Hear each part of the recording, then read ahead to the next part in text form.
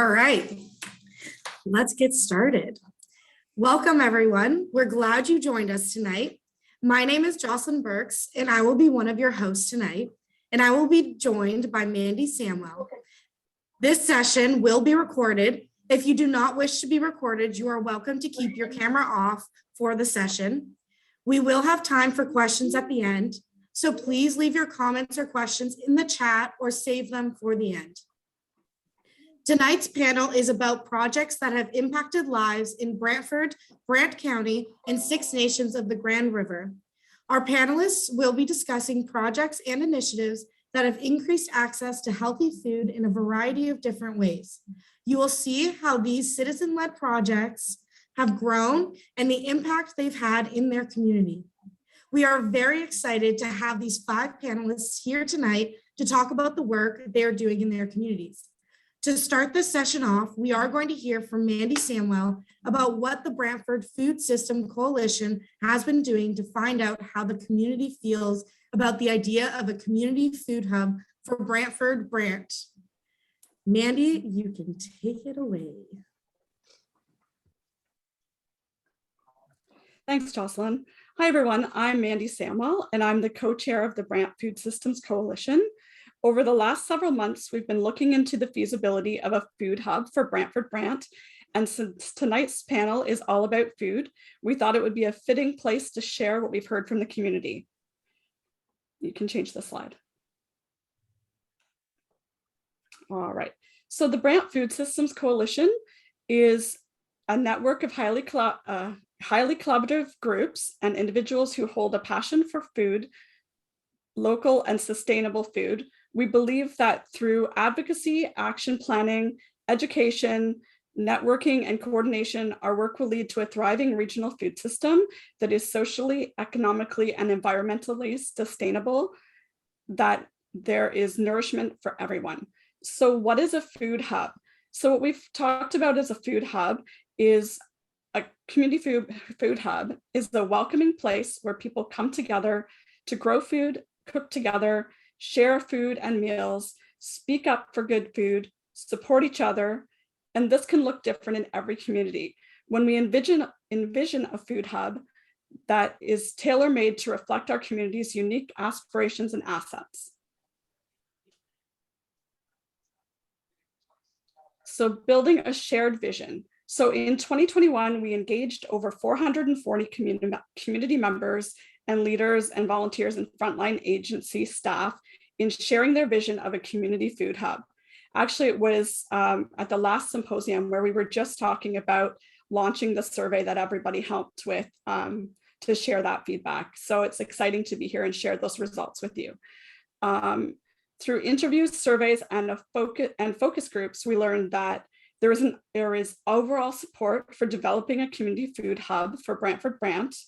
A shared vision is emerging of an inclusive and friendly space where all community members experience dignity and the joy of food in their community. A community food hub could be beneficial in addressing our community's need for more access and spaces to prepare healthy and fresh foods, inclusive and welcoming spaces that bring people together around food, and accessible information about local food projects and services. Go ahead. All right. A community food hub should offer food-based educational programs such as cooking, gardening classes, things like that. Drop-in space where community members can gather and host events, cultural activities and celebrations. Clean and safe, secure space to access basic needs. And partnerships with community groups and organizations to bolster our community food. Developing a community food hub would require listening and responding to the needs of our community members, paying special attention to those who have lived experiences of food insecurity, a model and location options that ensure easy and equitable access, strong partnerships and collaborative spirit among partners who bring multiple interests and strengths to the table. Ongoing support from local politicians, the municipal government, and funders. Go ahead. Yeah. All right. So our purpose and our theory of change is a connected food hub in Brantford Brant. So if we are guided by these principles, so celebrate the joy of food to build community, embrace a spirit of reciprocity, honor everyone's gifts and traditions and skills, center community members' aspirations and solutions, prioritize equity in all that we do, to connect, mobilize, and inspire. So to do that, we want to have spaces and activities for people to share food and celebrate together, possibilities to learn about local grown food, opportunities for all community members to access and prepare food, actions that uphold the right to good food for all. What we can expect is a connected food system in which people with passion for food can grow their ideas, community groups share resources and work together, community members know about local food related activities. And what we want to have is a welcoming community in which food facilitates, sorry about that, I'll just start that again. Food facilitates connections and belonging. People are able to grow, prepare, and share food. People can access food supports with respect and dignity. And people know about the value of our local food system so that everyone shares in the joy of food and community. So join us. So it will take a broad collaborative effort to develop Brantford Brant's Community Food Hub. We welcome your feedback on our learning so far, and we invite you to share your ideas and get involved with our next steps. As we move ahead, we need your help to design with our community. What's your vision of a community food hub? How would you like to be involved? Learn more about exciting food initiatives and ideas that could connect with the community food hub. What's already happening that we can build upon, and what are the gaps? Build a strong connected network of people and organizations who could take part in realizing this vision. How can we connect people, ideas, and resources? And test and learn more about the benefits of connecting, mobilizing, and inspiring shared action. What might be possible when we join up food, ideas, and assets towards the shared vision? Where could we begin? So the contact information for the Brant Food Systems Coalition is there, but we'll also drop that in the chat. But I really want to encourage everybody to get involved because your voice matters in this. And we want to thank you so far for all of the feedback that you've given us. With that being said, we're going to introduce our fantastic panelists now. All right. So first I want to welcome Branching Out Brantford. And tonight we have joining us from Branching Out Brantford, Keith Beveridge, Robin Haynes, Paul McDougall, and Dan Leggett. And Branching Out Brantford is a fruit tree registry. Their mission is to connect owners of disused food-bearing trees, vines, and plants with volunteer pickers that share the harvest equally between the owners, pickers, and community through food banks and pantries. Next, Next, I'm going to introduce Laura Haney. She is with the Scotland Food Pantry, she created the Scotland Food Pantry. And in her words, I've always been about helping out in my community as well as other communities. I have 2 daughters that help me out raising monarch butterflies, picking up trash, and they belong to Earth Rangers, which teach them all about how to help out the planet. I started out with helping the Paris Little Free Pantry with cleaning and restocking, then became good friends with ones that run the Brantford Pantry. I would also restock there when I was able to. Then COVID hit, the idea came forward about starting one in my own community of Scotland. We are a very small community and did not know there was such a need in our community, which became very clear with COVID. There is families and individuals using our little free pantry located in front of the library. I became garden champion of our Equal Grounds community garden here in town just this year, and I'm very excited to spread the news about the garden being the community's garden available to everyone to help themselves and help produce and add produce into the pantry.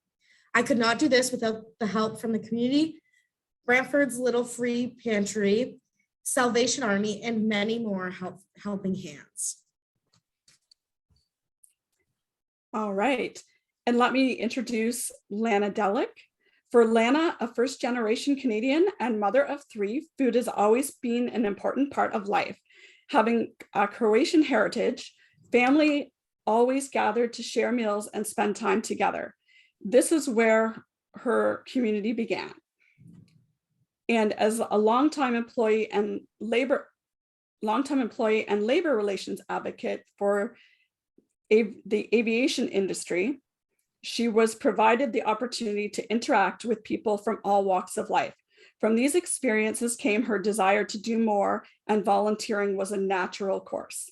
The Paris Pantry and the Salvation Army Food Bank allow her to feed those in need and fulfill her desire to help her community. Spare time, you ask? If there is anything Lana enjoys, cooking, baking, and looking after her family and her pets. Next, we have Medea Casmani. She is a graduate of Wilfrid Laurier University. She has been working as the volunteer and programming director at Laurier's Students' Public Interest Research Group, LSPIRG, on the Brantford campus. One of the projects under LSPIRG included the Hot Food Campaign, which served the downtown community with hot meals once a week. Moving forward, she hopes to work towards a more equitable community that prioritizes the physical and mental well-being of all members. All right, and now please welcome Denise Miller from Revitalizing Our Sustenance. Denise Miller, age 27, from the Cayuga Nation and Wolf Clan, is from the Six Nations of the Grand River Territory, but currently resides in Brantford, Ontario. Denise also spent 5 years living in Peterborough, Ontario, while attending Trent University. She completed the Foundations of Indigenous Learning diploma at Trent University and the Organic Farmer Certificate at IUP Career College. She hopes to continue her education at Laurier University to complete a BA in Indigenous Studies and taking more opportunities to learn about environment and agriculture. Denise is also a member of the Canadian Roots Exchange Advisory Circle. Her passions in restoring community, food systems, and land have evolved over the course of the project, and she hopes that the project will share and build conversations surrounding food, environment, restoration, and climate change awareness. Okay, to start us off with our first question, it is a 2-part question, so feel free to ask me to repeat, but I'm going to pick on Keith first. So can you tell us about how you or your organization decided to get involved with sharing food in your community? How has your initiative increased access to healthy food in Brantford, Grant County, and Six Nations of the Grand River? Okay, so branching out Brantford, we decided to get involved with sharing food. Started off, I found out about the idea of a fruit tree registry several years ago. I think there was a community conversation about a food forest starting in Brantford, and I was interested in what a food forest was. So I started doing some research and going down the rabbit hole of finding out what a food forest was. I learned about a fruit tree registry.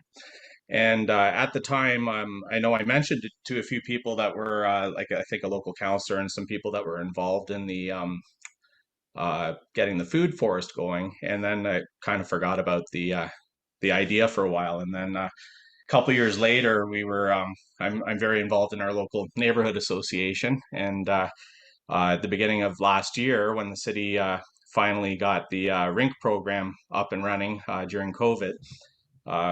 We found ourselves out at Charlie Ward Park, out at the ice rink, and a bunch of volunteers, and Rachel from the food forest came out and gave us a hand getting the ice rink going and flooding the ice rink. And so from the conversations we had out there, we the fruit tree registry came up, and from there we kind of it evolved into us giving it a go and putting the word out. And we had a few people offer their fruit trees to us to pick, and the rest is kind of history. And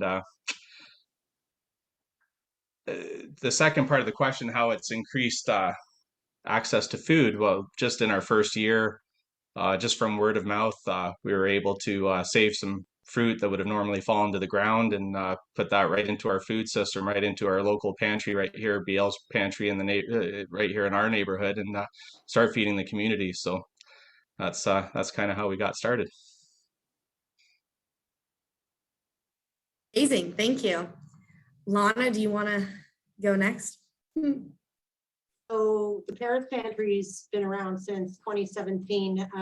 One of the residents, Carrie Rammer Bishop, decided that she wanted to help her community, and she recognized a need for food. So she bought a pantry. She installed it on her property just outside the fence, and she started filling it up with food whenever she could. The community caught on really quick. And, people started utilizing it, donating, wonderful program. But she moved away in 2018 and approached the Optimist Club, and they graciously agreed to put the pantry there. So since then, it gets a lot of use. Absolutely. We have great donors, we have, great patrons, and, that's kind of where that is. I kind of got involved later on. Obviously during COVID, I was looking for somewhere to help, and it just came across sort of naturally. So increasing the access to healthy food with, I guess, COVID, and I know that's another question later on, but we have a social media page. We communicate on there. When the pantry's low, then, we'll do a call out to the community, see if anybody can do any donating. We've got relationships now. So, I think we're all involved with BL's Free Little Pantries. So they have a great network, how they get food donated with different organizations. And when they have surplus, they always share with the other pantries, which is great. So now we have some access to fresh produce and things like that. And, food banks and things. Also, I think most of the people with the pantries would agree that because the little pantries are 24/7, they provide anonymity for people. There's still a stigma with food banks. There's a perceived shame.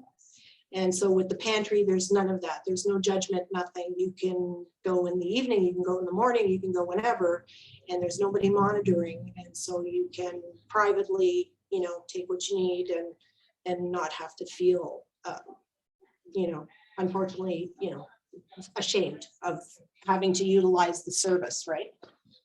So I think for that reason, I think the pantries are, successful. Really. Thank you so much. Medea, would you like to go next?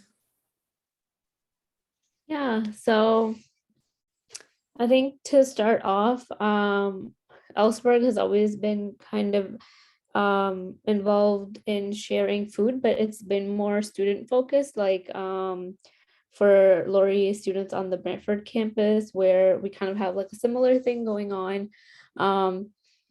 as like the food bank, but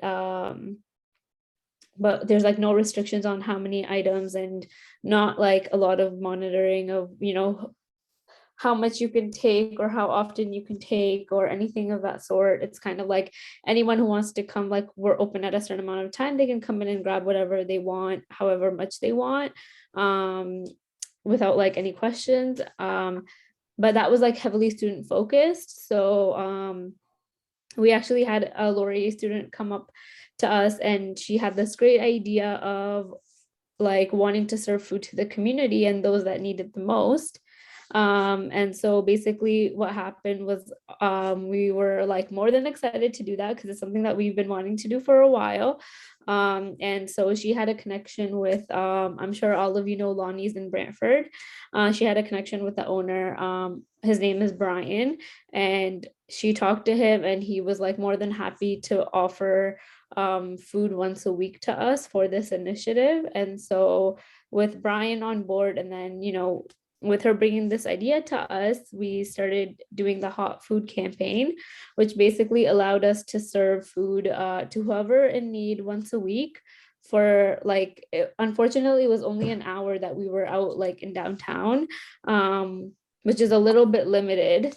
That so because it's like if you don't like see us or if you're not there, you're not gonna be able to, you know, see it and come grab some food. But we tried to kind of spread the word as much as we could.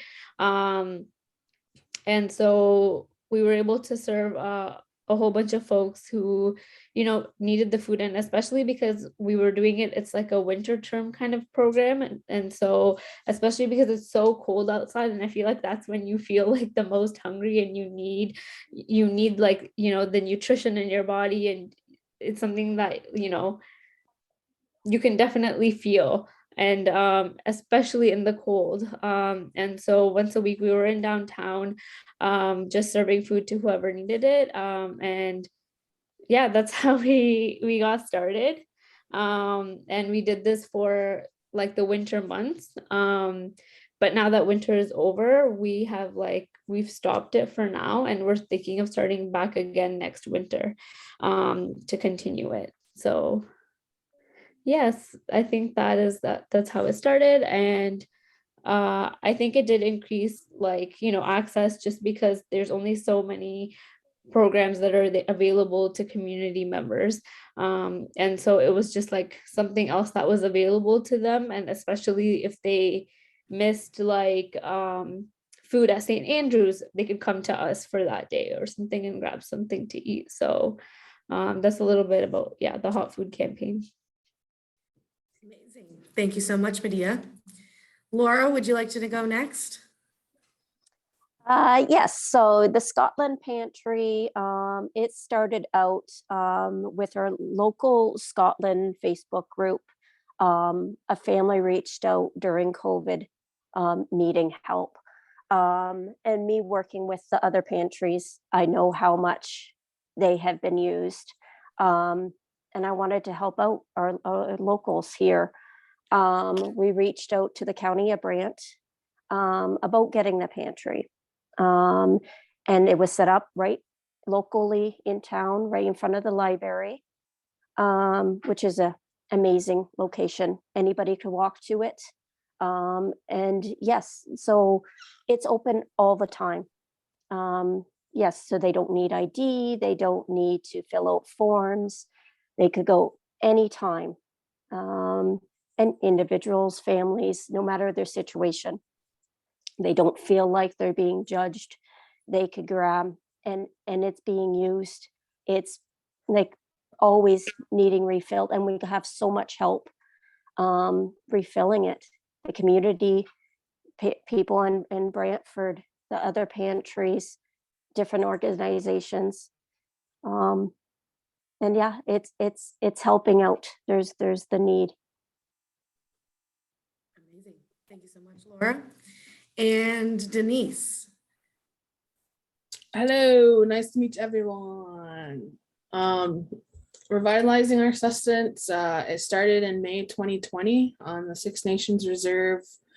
It kind of started out as like a personal journey, just I guess just with my in my own healing process. I was going through a lot of mental health issues and addiction stuff. So my dad is a second generation farmer, and he just started farming again. So I started to help him, and I realized how much food and gardening, even just like reconnecting to our lands, how much it helped me with my mental health and addiction stuff. So I wanted to help create a program where other youth can learn about our own Haudenosaunee food systems, how to maintain a garden, how to be sustainable.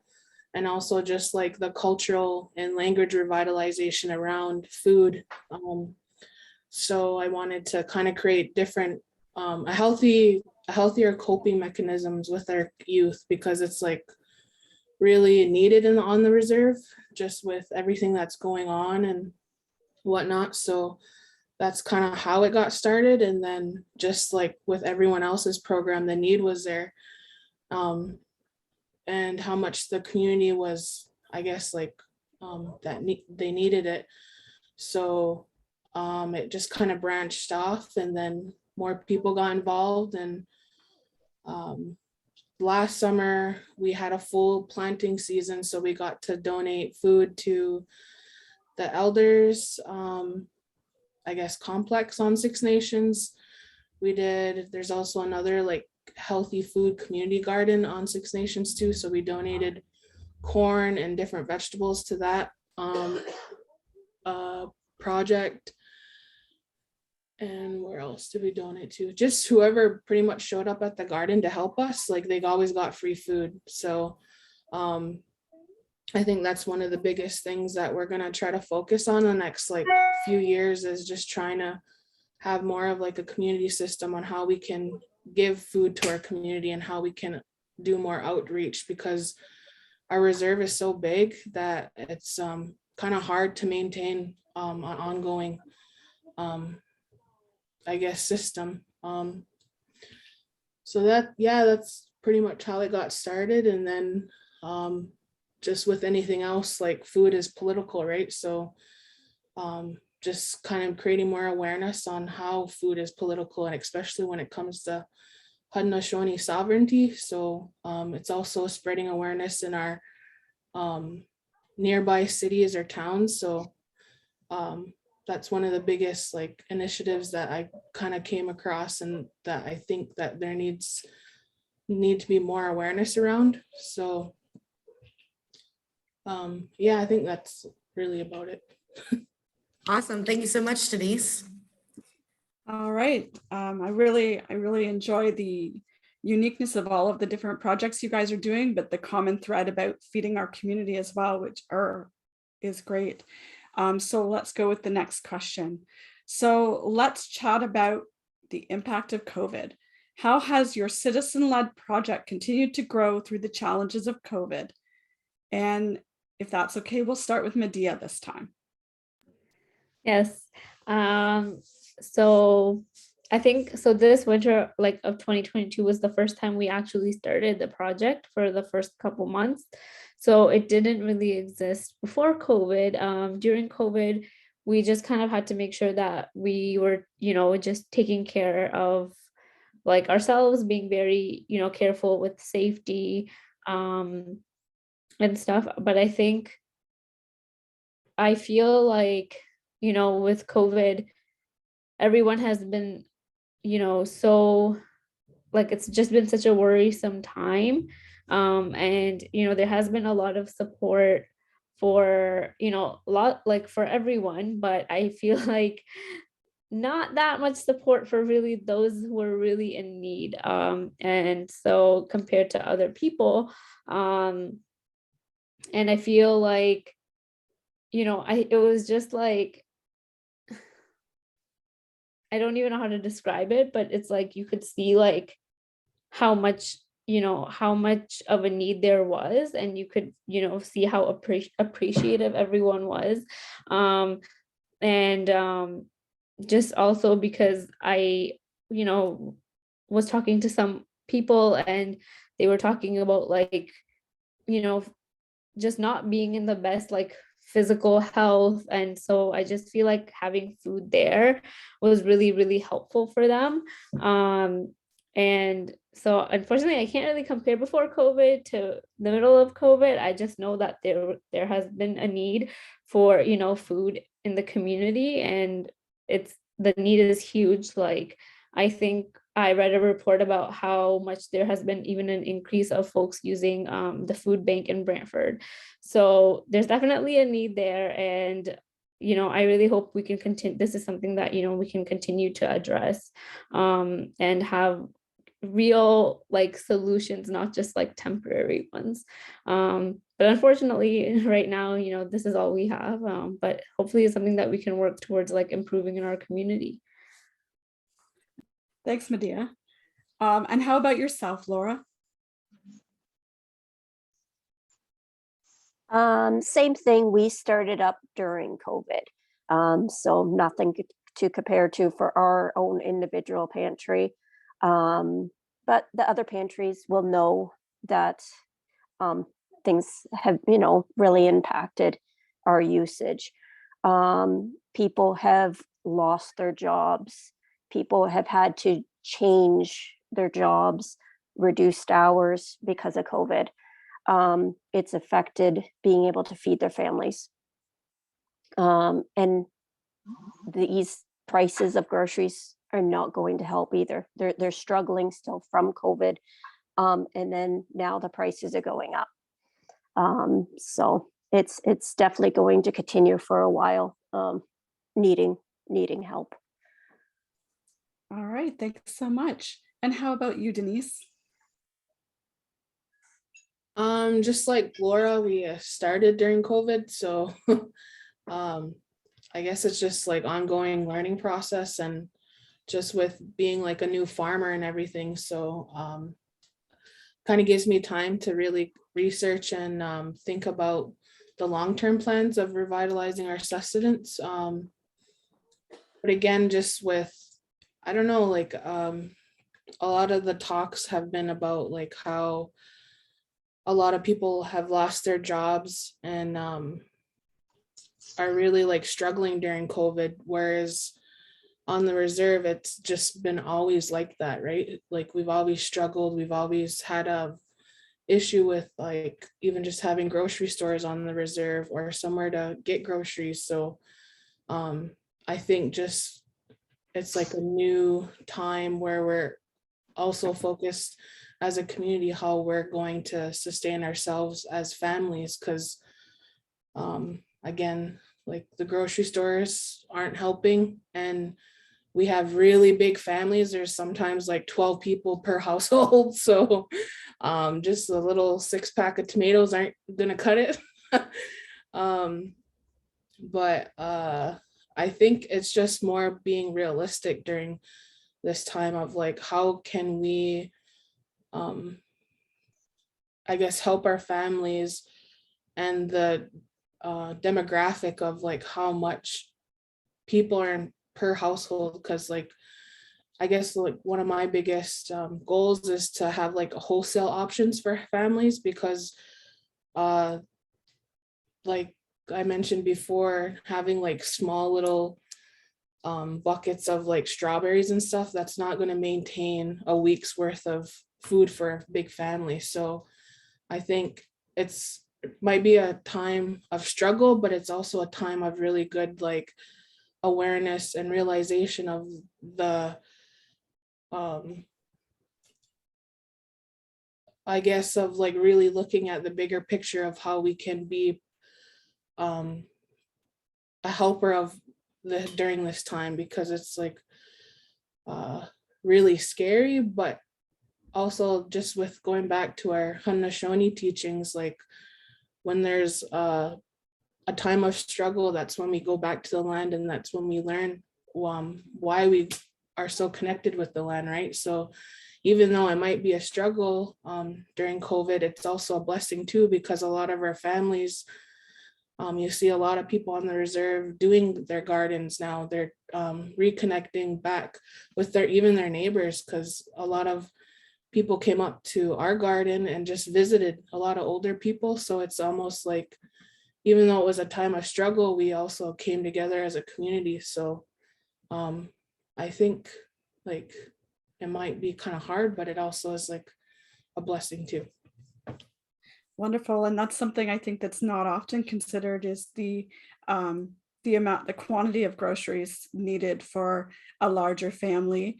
And so I think that's really a great point that you've brought up there. And how about yourself, Lana? I mean, I think we agree that food insecurity's been around long before COVID. COVID just brought it to the forefront. So between, supply chain issues, costs, as you guys have already indicated, or even just the inability to go out to the store because, you might have been afraid to catch the virus. All these things have really impacted how people get food. So I think the pantries were sort of like, a blessing for sure. And I think that our community for sure, and I know Brantford for sure, everybody really stepped up and sort of increased their efforts to get food to people. So I know with our team, delivery is not a mandate of the Paris Pantry. It's, use without judgment, leave what you can, take what you need, right? But during the biggest part of COVID, we had people reach out to us that were either sick, couldn't leave their homes, those types of things. And so we had volunteers that did some deliveries and things like that to those people that were really in need, especially seniors and mothers like with small kids, that type of thing. And the other thing we did was started reaching out to the other communities. So BL's Little Pantry, I don't even remember how I met BL's mom, but it was through some conversation and some person, and we hit it off. So I think everybody really made an effort to make connections with people who had resources to be able to help everybody. So we all sort of stepped up and said, you know what, I've got 6 cases of cereal, do you want? And then we would, switch back and forth, right? Just to make sure that everybody was covered. So now that, we have this network established, once COVID is a thing of the past, we still have that available to us. That's wonderful. It sounds like there's been a lot of really positives that have come from COVID, not so many challenges. How about yourself, Keith? Yeah, it sounds like out of crisis and hard times, there's definitely innovation and a bit of a silver lining with people being more connected to the food supply and not wanting to waste food and rescue food and that kind of thing. And so definitely some good coming out of all this. As far as COVID affecting us with the neighborhood association, we kind of had to figure out how to pivot and sort of serve the community and keep some things going through COVID. But definitely, and branching out Brantford so far is mostly my good friends and team at the neighborhood association. But branching out Brantford started, it's definitely was a COVID possible and a COVID kind of friendly thing that we could do. Harvesting fruit trees, it's outside. You can keep distance. You can stay in your bubble. You can, get outside and still see people and connect with community. And even though we were staying a little farther away from each other, but yeah, definitely, COVID didn't really affect us getting up and running. That's awesome. It's interesting how COVID couldn't really keep community down, and so many positive things have come out of it. How you guys a lot of you said that your projects actually started during COVID, which is really cool. Thanks so much. Yes, thank you so much again. Those were wonderful answers and really positive impact they're having. Something that we found is really great about the work that you're all doing is the fact that you all support barrier-free access to food within the community. So what are some of your favorite memories in working alongside community? Denise, would you like to go first? Dang, I was kidding. Sure. My favorite memories. I actually have quite a bit, but I think my favorite memory would probably be kind of reconnecting back to community. Because I was living in Peterborough for 5 years and didn't go home a lot. Coming back to Six Nations was like a huge, I don't know, I would even say a culture shock. Like you leave the reserve, you move to a city, and then that's a culture shock. And then you move back and it's another culture shock. There was like so much that's changed, I guess. So I think like the biggest memories was just like having the feeling of being connected to, I guess the positive side of being on the reserve and having more of like a community connection, because it was a lot different from when I left Six Nations and to coming home. And that's kind of like the reason why I was like struggling with mental health and addiction stuff, is just like with anything, like you're coming home and you're getting re-triggered with other things, and then you have to manage to kind of like live a healthier lifestyle. And then sure enough, growing food and wanting to be a farmer helped reconnect to the goodness and the positive side of being part of the community. So I got to see more of like the positive side of being like, I guess like living in Six Nations and just being like a Haudenosaunee woman, really, because it's like sometimes you forget, especially if you're pursuing post-secondary education, you kind of get lost in the books and in the studies and the city life of all that. So and the loss of like connection to the land. So when I came home, it was like a really big I guess like good memories of like why I loved growing up on Six Nations, I guess. Thank you. That's really powerful. Lana, would you like to go next? Favorite memories. I mean, the whole concept of just volunteering for me is really special. I love the interaction with people. I love to meet people from, all walks of life, whether it's a community partner or whether it's one of our patrons. So, there's oftentimes you see the same faces and you get to know people. They open up to you, they start to tell you their stories and things like that. You try to find ways to help them as they open up to you, and I think the fact that they open up to you means that they trust you. And that's huge, right? They look to us for support. And the fact that we're feeding them, we're feeding their families, goes a huge way with them. You can see it in their face, they thank you. I had one patron, hug me in the middle of the street. And, and she was just happy because I recognized her separate from the pantry, asked her how she was, why I didn't see her at the pantry, that type of thing. And, like we all say, small kindnesses go a long way, so the interactions we have, like for me, that's the biggest thing. We need more of that, I think. Thank you, Lana. I'm already seeing a pattern with the connection with community. That's amazing. Keith, would you like to go next? Absolutely. Yeah, definitely making connections, growing connections, and even like just getting to connect right now with all of you folks, making memories today, like-minded people who are community-minded and all about serving our communities. There's been lots of favorite memories so far with branching out Brantford. We definitely, it's all about the connections we're making with the people that are kind enough to donate their trees, their harvests. The connections with, I think probably my favorite memories is just picking the fruit and being out there with family and friends, and being out there in the sunshine on a beautiful day and picking fruit to share with our community. And then, of course, the memories of, stocking a pantry and then finding out how quickly and the food went out, and how happy people were to have some fresh, local, organic food to have. Absolutely. Thank you so much, Keith. No problem. Medea, would you like to go next? Yeah, I really hope you can't hear that lawnmower outside. But I think like my favorite memory was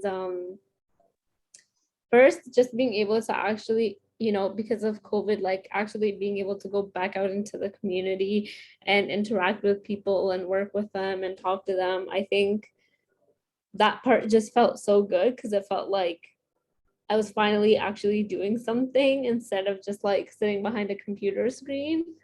And also I just feel like working in the community, like there's a lot of like stigma with, folks experiencing homelessness, and just talking to them and seeing them like on a weekly basis, I think it was just so nice. And honestly, some of them have like the biggest hearts ever.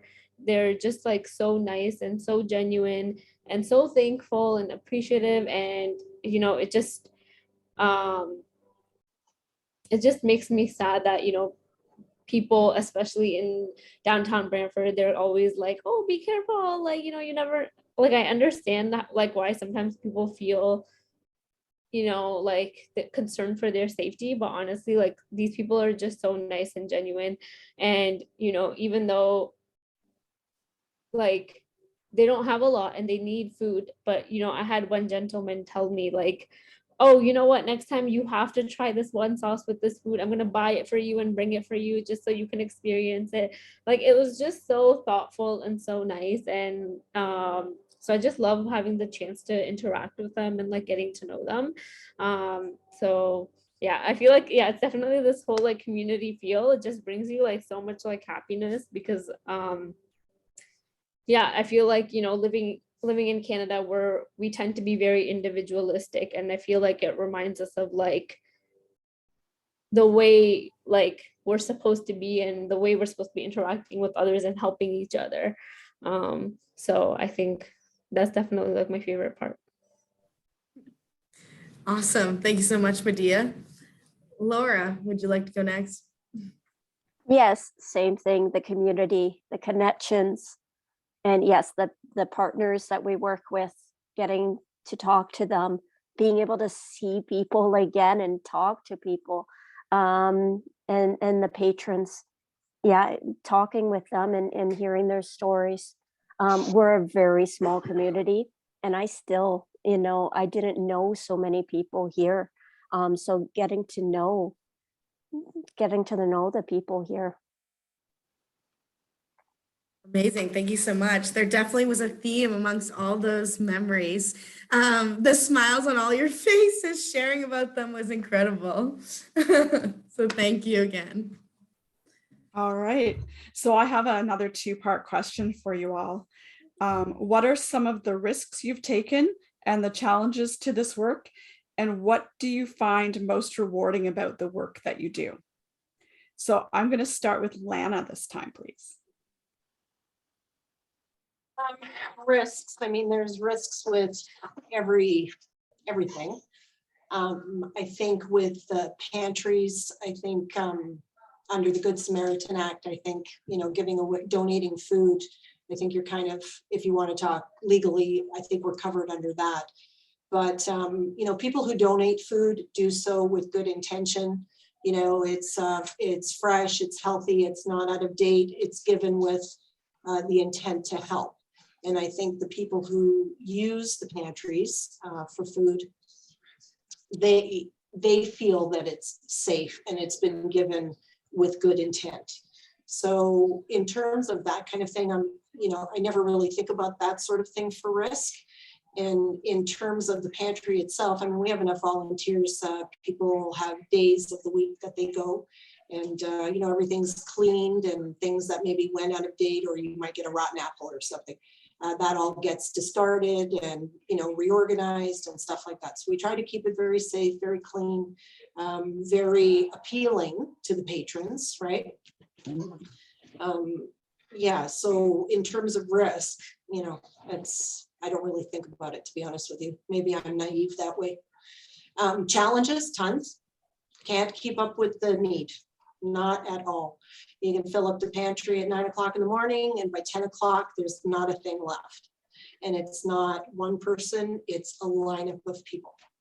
And it's very heart-wrenching to see that, that people just don't have enough to eat.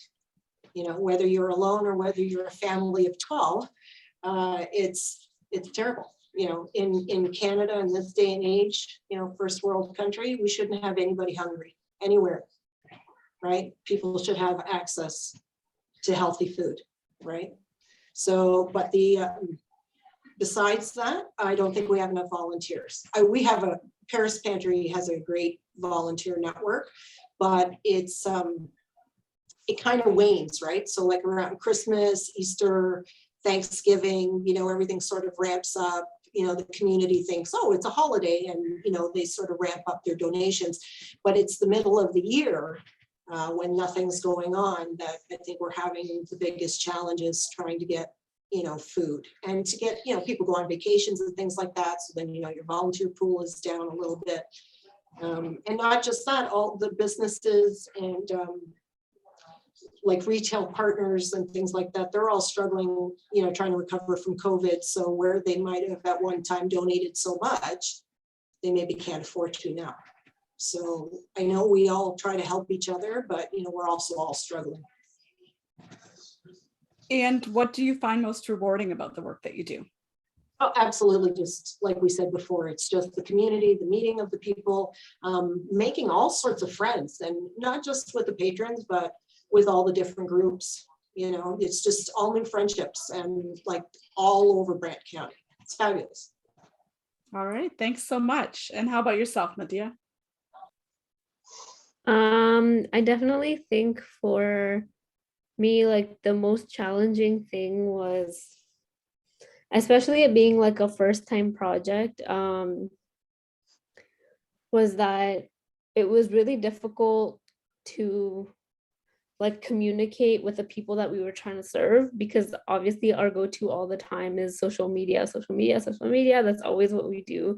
And we want to reach the audience, right, that we're trying to serve, but it's difficult because social media isn't going to cut it. Like, we can't just post stuff on social media and expect people to know what's going on, because people don't have access to that.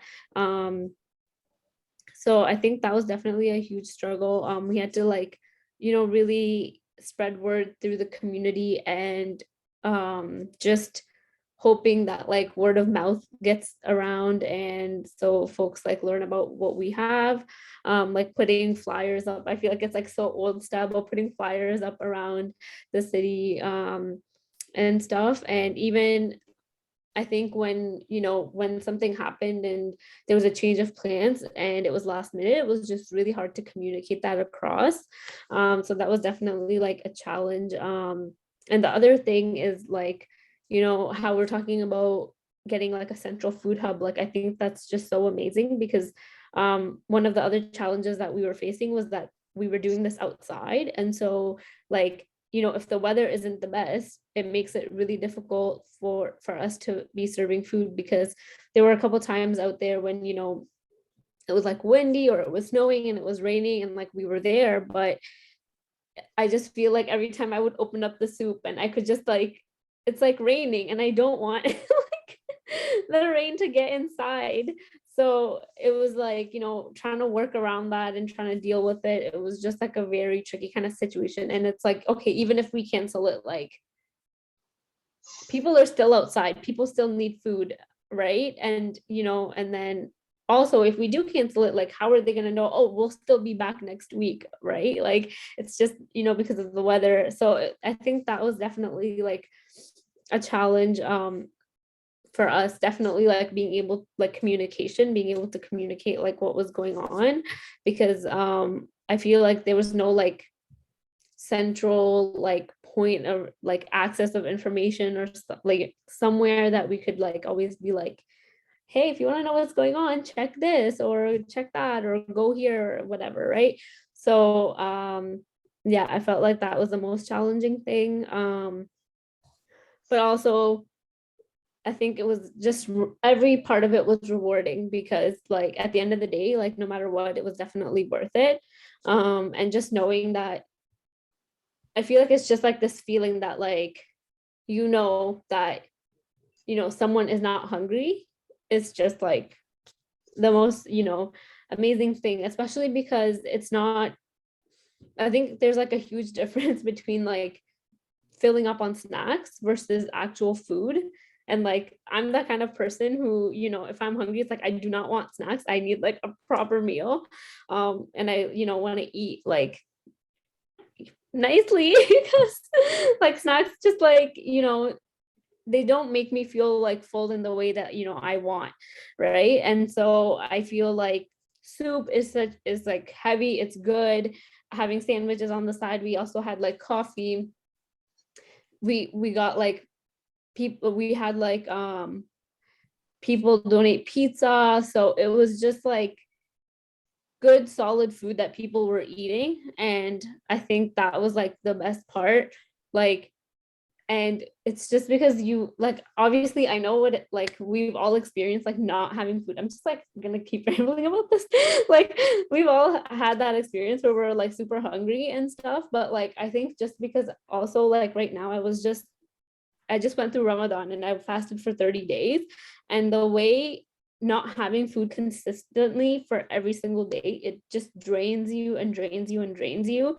Like by the end of it, you just feel so like weak, and it's difficult to like get anything done at all. So it's not like, these folks that we're serving, it's not like they're just hungry for one day. This hunger is built up like day after day after day after day. So I think that's also really important to remember. And yeah, so I think that's the most rewarding thing, is being able to kind of like help with that. That's awesome. And yourself, Denise? The risks. I could name like probably quite a bit, just with being an Indigenous youth-led project and initiative. That's a risk in itself, just because there's not many programs that are geared towards that, or even have like Indigenous youth leading food initiatives or what they want their community to look like, right? So that in itself is kind of a risk, just because of like because we're young, we're still learning. And then also with like the social media aspect, it's taking a toll on our youth, because now they don't want to work. They're playing video games and lounging out. So that's also a challenge in itself. And then just being like an Indigenous or I guess project, there's also a lot of barriers too, just with racism, discrimination, even just the lack of resources or community supports, even just like being part of the conversation, right? There's a lot of barriers within that. But I guess what would be the most rewarding thing is that our voices that are starting to, I guess, start those discussions and to start the change that is needed in our food systems, because without us too, it won't work, because we're a part of this whole system and this whole land relationship too, right? Because a lot of our responsibilities are with the food, are with the land, and that's why we do our ceremonies, and that's why we advocate for our rights and making sure that there's no development on our land. So I think just being like young people and being part of the conversation is rewarding in itself. And I can see it already changing. I can already see a lot of even just like allyship starting to come around and asking for our opinions within their own programs, and even just asking like, what is it that we can do to start this relationship building, and what can we do to kind of like prosper as like together, really, because we're so that's what we need, right? Because a lot of the things that happened just within Six Nations with the whole like land back situation and ongoing protests and stuff like that, there's been a lot of barriers between our communities. So I think food can be a really good outlet and a resource to build those discussions and to build our relationships with each other, and to even help each other, right? Because both of our communities, we struggle with food, right? So why not do something that we all love and to help other people while helping other communities in general, right? So I think just being a part of that is rewarding, and it's I guess I'm like super excited to see what the next 5 years look like. All right. It's incredible how food can bring people together. And how about yourself, Keith? Okay, so yeah, risks and challenges. Anytime you start a new project, you're taking a risk. I think we've already been seeing some tangible results from putting ourselves out there and doing this. We have certain other risks and challenges. We have risks like physical risks of picking fruit and being up ladders and stuff. And our challenges are we're kind of learning everything on the fly.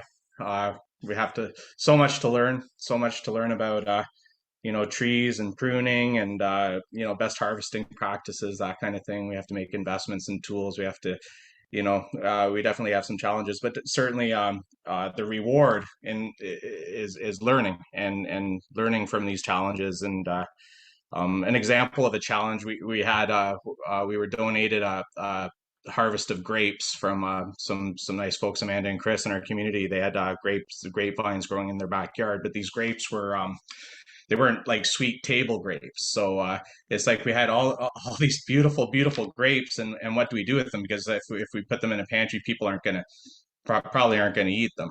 They were pretty tangy. So what do we do with all this food? So just as an experiment, like, because we were still in our first year, we're just starting our second year and ready to really grow, but we needed to figure out what to do. So we made a bunch of the sour grape jelly. And we made the jelly. We shared it with the pantry. We shared it with our volunteers and friends, and it was a big success. It was something unique that we never tried before, and it's definitely going to be rewarding. Learning new ways to save food and process food and use our local food. Like even learning things like rhubarb can be used. It's not just for strawberry rhubarb pies. It can be used savory. You can use rhubarb in curries and stuff too. And I'm looking forward to trying to use our local food different ways. But yeah, definitely the rewards are just seeing the food getting saved and used, and also the sort of the reception it's been getting from people. Like the whole concept, it's just really positive and empowering, and looking forward to keeping it going. Thanks so much. That's pretty intriguing. The savory aspects of rhubarb and all those strawberry rhubarb pies, one of my favorites. So I'll still use it for that a lot. And how about yourself, Laura? Challenges. We are fairly new, so it's getting volunteers still right now, and constantly keeping it restocked. There's the challenge of that, and then keeping it safe for everyone, keeping it clean, keeping the food safe, and keeping it safe around the pantry so they could access it and not worry about that.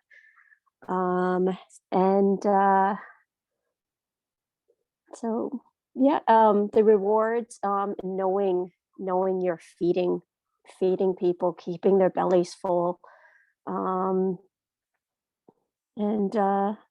yeah, just knowing you're helping. Wonderful. Thanks so much. Awesome. Thanks so much, everyone. All right, our next question. Did your project turn out the way you envisioned? Did it meet or exceed your expectations? Laura, we're going to start with you. As I said, I'd like more volunteers. We're a very small community right now. It's hard to get the volunteers out. I'm taking on a lot with it, and keeping it restocked. I wish I had a bigger pantry. I wish I could fit more nutritious food for them. I don't want to just put snacks in there. And then, I got to watch, wintertime, I could put some things, summertime, others. You got to watch, wintertime, you can't put glass stuff. It's a lot to take on. Fair. Thank you so much. Denise, how about you? What was the question again? Sorry. Did your project turn out the way you envisioned? Did it meet or exceed your expectations? No, no, I mean, it exceeded my expectations. I really didn't know that it was kind of like it blew up the way it did, and how much people reached out and asked for like presentations or just simply like our input about different things that they were doing, even just to kind of learn about our relationship with corn and how we harvest it and what things we can do with the husk and stuff like that. So even just like the cultural components with their foods, I'm really, really surprised at how much it grew in the last like 2 years. It really just kind of blew up. And now I'm just kind of what Laura said, like, you're doing all this work and no volunteers. I have a good team and everything, but it's just like on the groundwork, like the community work and the gardening and all that stuff. So, and even the community events, I need extra support that way. So we need more help, I guess. A common theme already. Keith, how about you?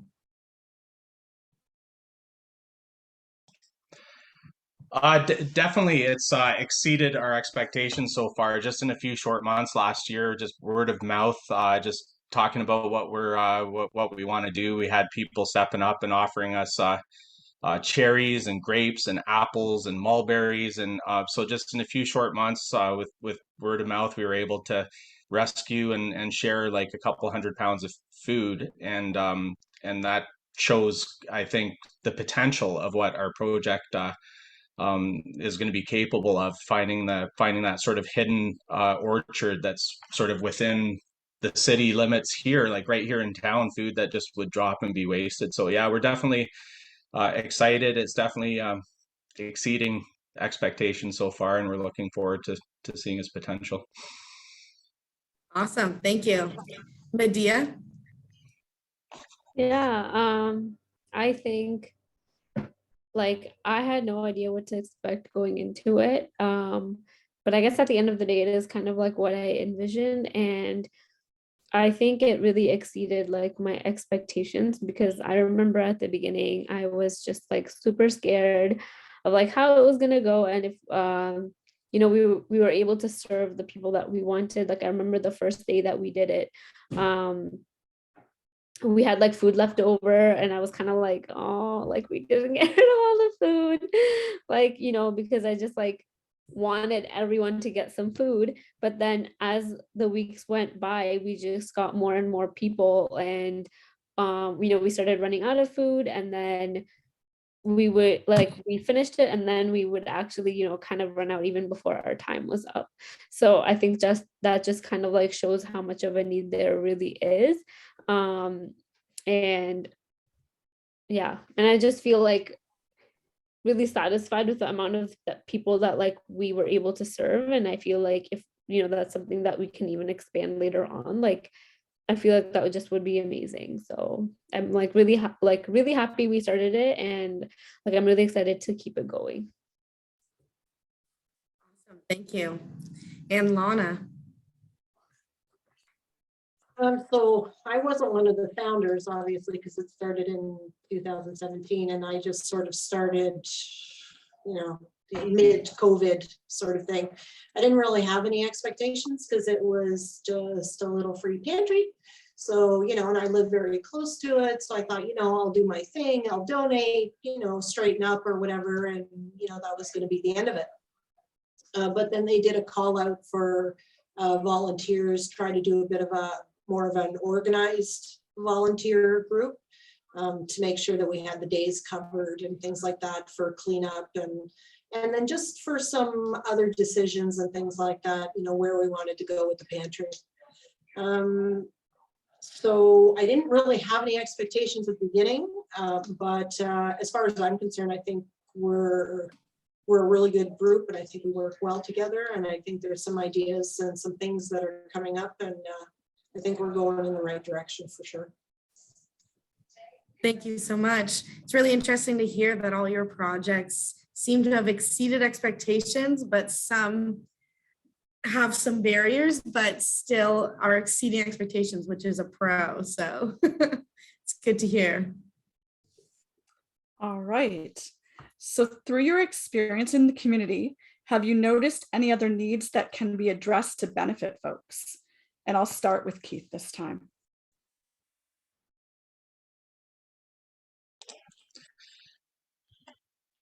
I can't think of any other needs offhand, but definitely I just want to say that branching out Brantford is just one piece of the puzzle, and it's so awesome to see so many different pieces of the puzzle fitting together between groups like Equal Grounds Gardens and the pantries and what we're doing, and all these wonderful organizations and people stepping up and finding solutions, and definitely looking forward to seeing more of this stuff, and definitely would look forward to seeing a food hub and bringing people together and somewhere where we can maybe make some grape jelly and stuff. That would be a great thing in the future for sure.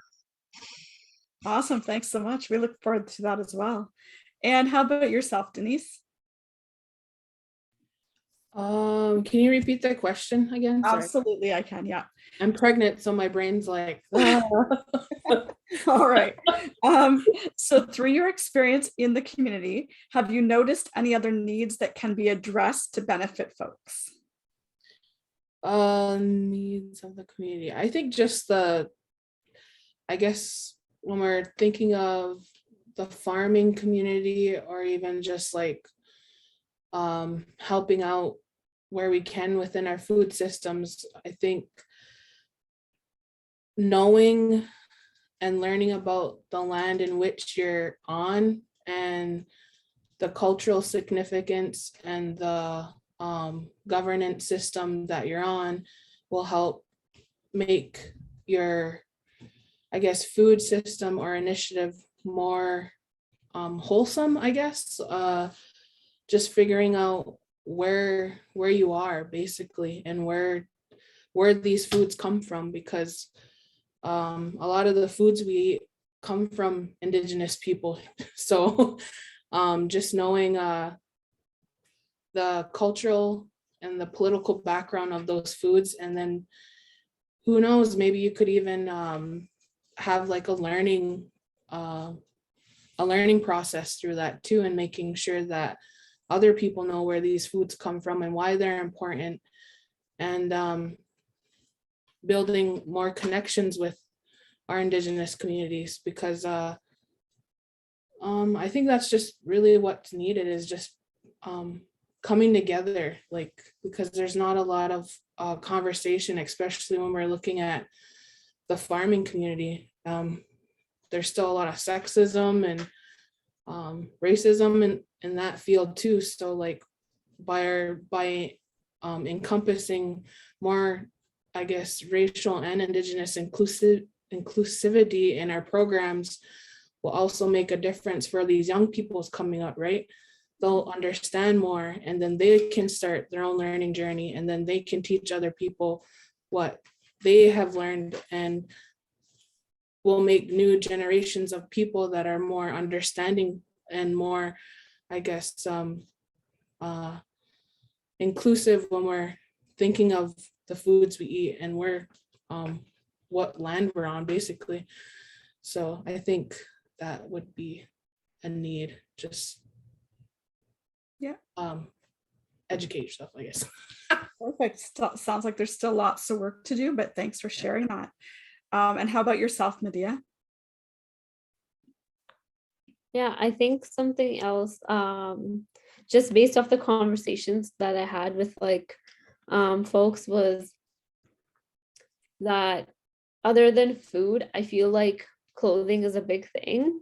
And specifically socks and underwear, and not just like used, or not like used, but like not just giving folks like secondhand stuff, because they also deserve new things. So I feel like if there was something in the community for where we could just serve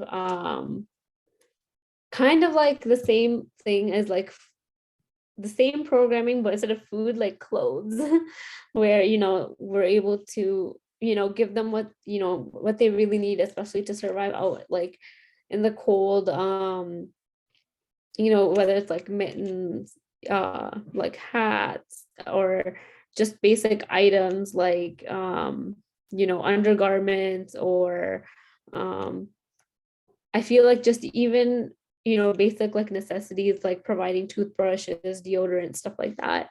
I feel like that would be like a really cool project, you know, to start as well. Yeah, just because I'm not sure exactly how much is out there in Brantford. Maybe there already is something that exists. I'm just not aware of it, but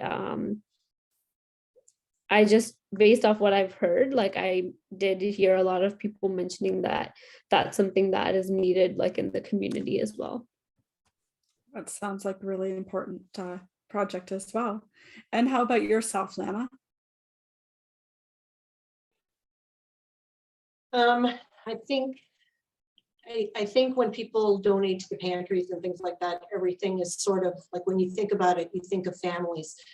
I think some of the biggest challenges we have is our senior community. We have a lot of seniors in Paris. We have, you know, the homes and things like that. We still have seniors that live on their own. And the biggest complaint from them is by the time they leave their home and get to the pantry, a lot of times most of the goods are gone. A lot of them don't have vehicles, or they don't have anybody to drive them. They often walk. So even if they do get there and there is something, you know, our bodies as we age, we're a little more frail. You can't carry as much, those types of things. So even if they are able to access something, they can't really take a lot. And if they get there, you know, more often than not, the stuff's not there. And then the other thing is things like personal products for the elderly, not just toothpaste and things like that, but, you know, denture things, personal hygiene things, meal replacements, protein shakes, puddings, things like that. These are all things that our seniors tell us that they would really like to see, you know. So for me, I'd almost like to, I don't know. I mean, seniors have their own stuff, and, you know, pantries are another thing, and, you know, the branching out Brantford's another thing, but I just feel like we don't do enough for seniors, you know, that they're really the forgotten demographic, you know. They're off to a home, or they're off by themselves, and people don't visit, and, you know, maybe there's not enough community events, and even if there are community events, you know, they can't get there, or, you know. Anyways, you know, seniors, you know, I love seniors. They're great. They're a wealth of knowledge, and they've got such experience, and, you know, we really need to do more for them, I think. So I don't know if there's something we can do, like almost like a seniors day at the pantry, or, you know, Medea's idea is great. It's gotta, you know, we have to provide them with basic necessities and things like that. I know a lot of our volunteers are quite crafty, and they have family members, you know, that knit and crochet and things like that. So they'll knit things and they'll leave it in the pantry. You know, we do gloves and things and socks in the winter and stuff like that. But we're not, you know, technically a clothing pantry, it's a food pantry. But I know, like BL's pantry, they have a food pantry, and then they have a clothing pantry next door. So, you know, they're trying to do some of Medea's work there on their own. Just my thought. It's a great thought. And Laura, how about you? I think what we could really work on is connecting people, getting gardens going. Out here, we are a lot of seniors as well. They're not able to take care of gardens. So maybe help with getting them a garden going, looking after it for them. But then there's also the ones that haven't grown gardens, and helping them with that so they could have the nutritious food. But also things that don't get donated into pantries, and maybe somehow have them access it is protein and dairy items. It's something that they can't get. So just somehow connecting with the gardens and connecting them to getting other nutritious items, not just canned goods, not just snack items. Wonderful. Thanks so much. Yes, thank you so much, everyone. All right, we're on to our last question. It is a two-part question again.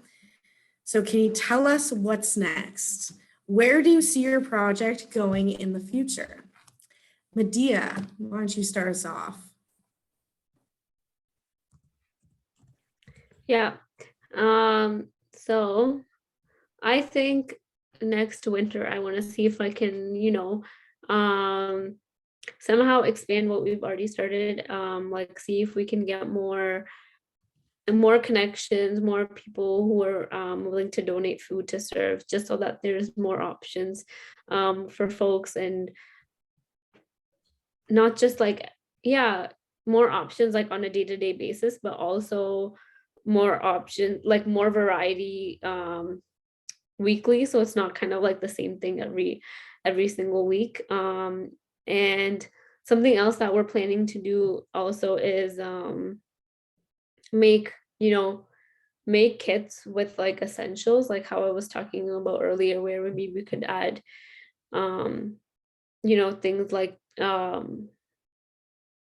deodorant, or like wipes, or whatever it is that that we think is kind of like that you need in your day-to-day life that you necessarily like wouldn't have access to. So yeah, I think we want to keep the food for like the time that I think is like the most important, that folks need it the most, which is the winter time. And then when it's not the winter, maybe we want to do stuff, other kind of like small projects, like putting together kits and handing them out in downtown. And then in the winter, when we do the project, also just kind of expanding on what we already have, and seeing how far it can grow, because when we were doing it, by the end of it, we were running out of food. So yeah, clearly we need more food, and there's more people that need to be served. So yeah, I think just kind of expanding little by little and just seeing like where it takes us. Thank you, that's awesome. Denise, would you like to go next? What was the question? Tell us what's next. Where do you see your project going in the future? What's next? Well, right now I'm just waiting for the videographer to finish like the final edits. We're starting a YouTube channel, and also just like an online cooking show. So one of the series is just modern ways to cook Indigenous foods. And then the other series is about like pregnancy, postnatal, toddler kind of recipes, just with Indigenous foods, like what the nutrients are when you're pregnant, like how do they help, why did we eat the way we used to, and stuff like that. So that's coming soon. And probably build off the video series too. And also we're doing like this like seed kit, I guess seed kit program, where we give community members like vegetable seeds, I don't know, strawberry plants, like different native plants. So we're just kind of getting together a kit so that other families or people that can kind of keep doing the work of like seed saving, or just having their own garden, because seeds and plants are really expensive too. So just trying to provide more free stuff to the community. And I guess the long-term plan would just be trying to build a learning center and a structure where we all can like learn together and do our food work, and have like all our orchards, farming, and seed saving stuff all in one area. and then also being able to cook and do workshops there. And so that other, I guess, organizations or even just our schools, like our elementary schools and our high school, they could contact us to do like different learning workshops for their curriculum and even just language learning. So it's going to be probably a long time, but like I'm going to do that before I keel over. So that's one of my goals, but that's about it. Those are incredible goals. Wow, I love that. Thank you so much for sharing. Laura, how about you? What's next? I'm hoping for more exposure and hopefully more food rescue out this way. I'd like to reach out to more farmers out this way. We've got lots out here. We're very rural, so a lot of farmers, a lot of little farmer markets. So working with them, we've got a couple restaurants, hopefully food rescue with them as well. Amazing. Thank you. Lana, how about you? So, yeah, we have a little bit of stuff going on shortly. So we have a brand new pantry coming. It's been built. We had someone in Paris who donated the new pantry to us. So it's going to be twice the size of the current one, which will allow us to fill it up and possibly not have to have our volunteers there 3-4 times a day. We'll be able to section it off, bins. So, you know, one thing of vegetables, one thing of cans, one thing of, you know, personal items, those types of things, just a little more organization. Once that's done, we're hoping to have a little bit of a celebration once the new sign comes in, and maybe get the Paris Independent to come and do a little story. We're just really hoping for those that aren't aware of the pantry to become aware, and then hopefully to raise awareness about, you know, how hungry our community is, and to see if we can, you know, bulk up some of those donations. We've also been very fortunate through BL's pantries to participate in the food giveaways with Compassion Ministry. So we generally go and volunteer and help them out to serve the community, and then we're allowed to bring food back to our pantries. So that's how we're getting a lot of our fresh produce right now. But having said that, this Saturday we have our first truck in Paris. So Paris Baptist Church has graciously allowed us to set up there, which is just fabulous. So that'll be this Saturday night, our very first one. We're hoping for a really good turnout. So if anybody's watching our presentation now, you know, if you want to come out to Paris and grab some food, some of it is food rescue, some of it is purchased goods, and you never know what you get on the truck. So it could be hot meals, cold meals, pastries, breads.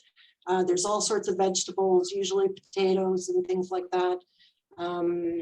Hot meals are amazing. And then there's usually some sort of frozen meats. So those are two really big things for Paris, I think. And, you know, hopefully if that all works out, then maybe we'll work on the next thing. Amazing. Thank you so much for sharing. And Keith, how about your organization or project, I should say?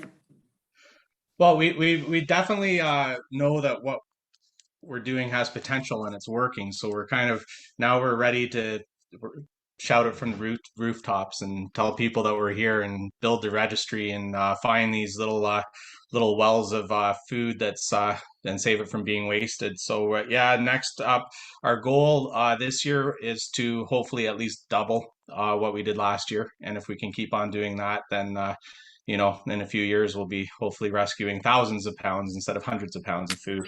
Like the rest of you, we're a little worried about volunteers, but I think if we had a registry with more trees than volunteers, that would be a good thing, and it would show that, you know, there's a you know, there's a need, and there's plenty of food that we can go out and get.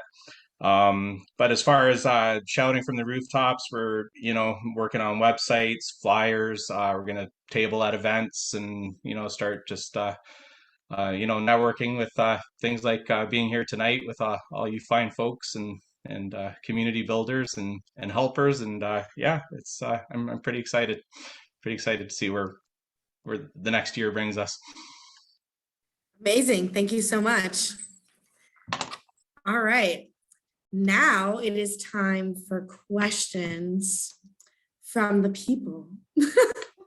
So we did get one question that I think everyone already answered, which was if they could get your contact information. So that is all of the individual contact information for each of the panelists is in the chat. So there's that. If you have any other questions, please write up a chat or you can put your hand up and speak into the mic. We'd love to hear your voice. We also have the main room here at TV Costain. If there's anyone in that room that has questions, I don't know, someone should be there to. Hi, I have a quick question for all the Yes, panelists, Karen. if that's okay. Sorry, I don't know why I'm unable to like put my hand up, but I've lost all abilities after like 5 o'clock. Amazing. So I'm wondering, like there's a lot of information here about all these great things, and like I have like a personal passion around like I haven't thought of it as like food rescue before, but I love that term so much. And I'm wondering where you guys like get information out to volunteers. Like, is there, like I know some services use 211. I don't think Brantford typically does a lot. So I'm wondering, how you guys get word out that you're looking for volunteers or need volunteers or to register your trees or any of that. I'd love to hear that from you guys.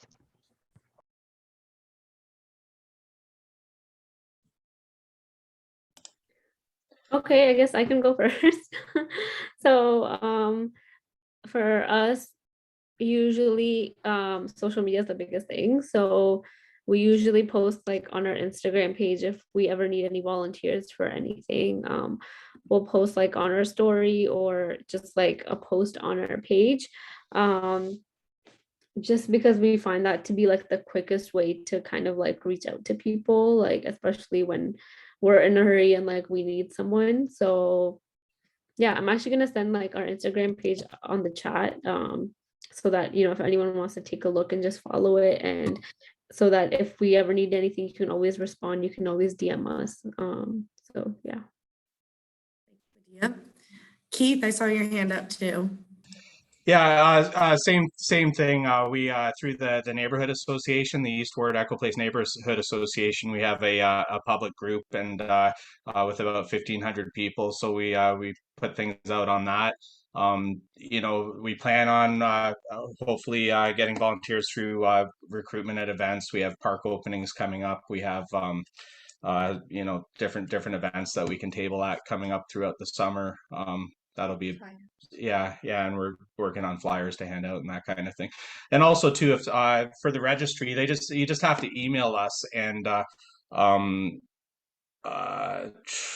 we do have a temporary flyer. So if you know someone who has a fruit tree that you see every year, the fruit's dropping, we can email you like a PDF of a flyer you can print off and just drop in the people's mailbox to let them be aware of the registry, and or you can knock on the door yourself and give them the information. Would be awesome.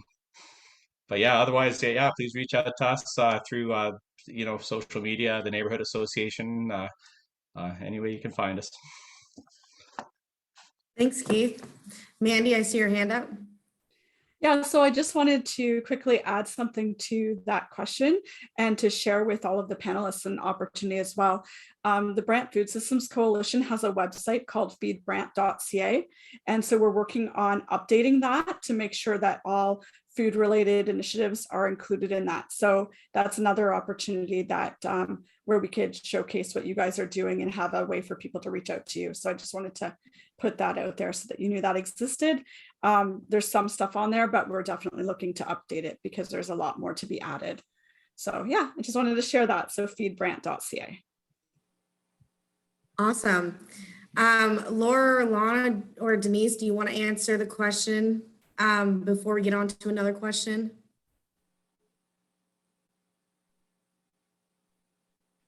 Okay. Sure. The question, oh, sorry, you go ahead, talk.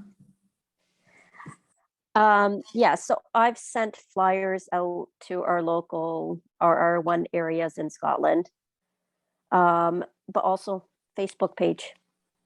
Go on there. Everything's posted there. Amazing. Thanks, Laura. Oh, Denise? yeah. Yep, go ahead. I'll just be real quick. Well, I'm still kind of struggling with kind of the outreach part, just because of I need to find a person that is just strictly their duties are for volunteer outreach and community outreach, because I'm all over the place. So, but I think just email revitalizing our sustenance at gmail.com if you want to volunteer and get involved. That's probably the easiest way. I'm pretty good at keeping up with emails and everything. So, and just like message us on Instagram or Facebook or whatever. So that's usually how we communicate. Amazing. Thanks, Denise. One of the questions from the main room is there a list of community gardens that somebody knows of?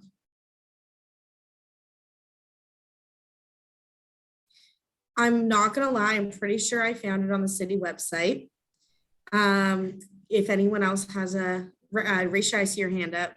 I think if you find yourself at Equal Ground Community Gardens, you'll find a list of all of the gardens that are associated with Equal Ground. So there will be other community gardens out there, but that is an incredibly strong network of community gardens in the city. Yes, Tara just noting that they will be here talking tomorrow night, so don't miss that. We're also just wondering if if anyone knows anything about allotment gardens in Brantford, if there's ones so that would be people that you would rent a plot from versus a cooperative garden like Equal Ground.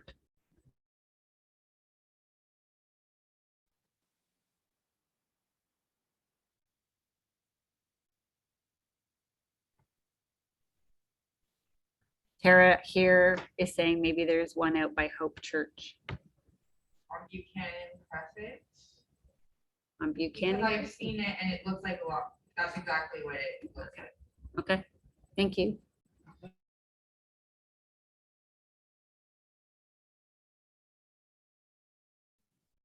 Awesome. I see that the other question was already answered. That had to do with the fruit tree project. Medea, I see your hand raised. Yeah, I just had a specific question about the fruit tree project. Was that, how do you know like what trees are part of, this registry, or is there like, I don't know if I'm getting it right. Like, is there somewhere you can look up online, or like, how do you join, or how do you know which ones are part of it? Well, we're gonna keep the registry, and people register their trees. Like we haven't gotten as far as I don't know if we'll ever like need to identify or map the trees. It's just more for our records, so we know when they need to be harvested, and when we would send and where to send the volunteers to. So it's just like it's the registry we kind of keep, and just it's for us to make sure that the fruit gets harvested and shared, between we share the fruit equally between the tree owner, the volunteers, and then into the pantries as well. And sorry, to address the question in the chat. There's lots across the country. There are many organizations doing very similar things. Like Toronto has Not Far From the Tree, which looks like an amazing organization. Ottawa has Hidden Harvest, which is looks like an amazing organization as well. So yeah, right now I think we have about 8 or 9 trees registered in our registry. So when the time comes, like in June, our first tree that we got last year from members in the community, it was a cherry tree, and we'll be harvesting that in June. So we've already confirmed that they're donating their harvest again this year. So we're excited about that. Also fighting with the birds and stuff, because everything's organic and not sprayed. So we got to get in there really quick before all the birds and squirrels get all the beautiful fruit.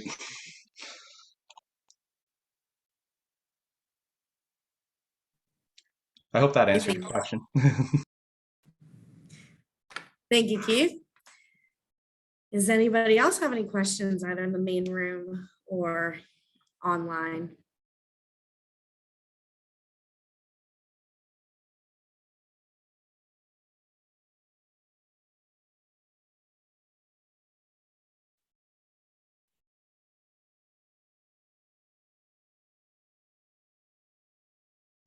I know we went over a lot of information. Sorry, Jocelyn, we have one more question. Perfect. I just wanted to ask or share with Denise the film called Gather. Have you heard of it? It's about Indigenous Native communities in the States, and a lot of the initiatives that you have sound very similar, but they're going back to the land. They bought a gas station to create an education hub and community kitchen to teach about the history of Native foods and gathering and food growing and food prep and community coming together around food. It's called Gather, and it's free and it's online. Thank you. I'll look it up. Amazing, thank you. Does anybody else have any questions?